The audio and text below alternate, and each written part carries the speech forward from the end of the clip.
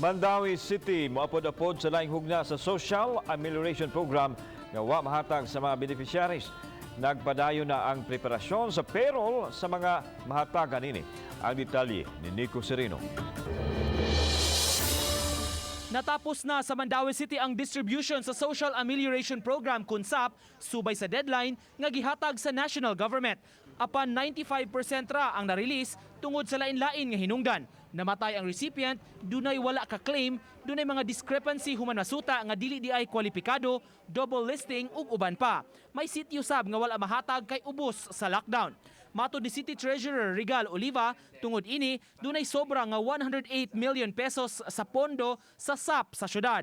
Iapod-apod kini sa laing hugna ug mga adlaw alang sa moabot 15,000 ka mga beneficiaries. I have already signed in my staff by tomorrow to be complete in attendance, because once the mayor decides that we will finish off whatever payroll we will be receiving by tonight, distribute mi dayon para lang mahatag yun nato ang kuan.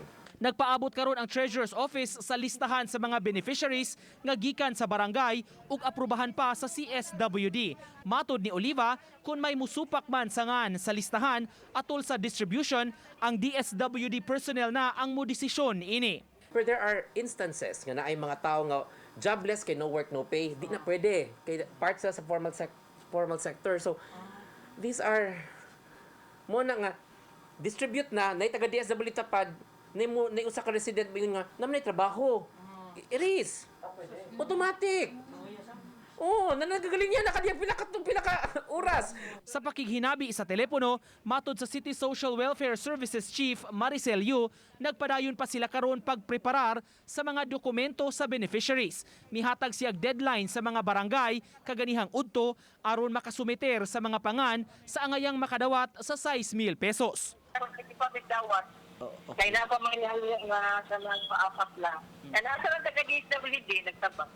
Nasa ka itong mga nag-reklamo na evaluate sa DSWD na ang ay madawat, ay lagi nire-evaluate. Uba ni June Solon, Nico Sereno, Balitang Bisdak.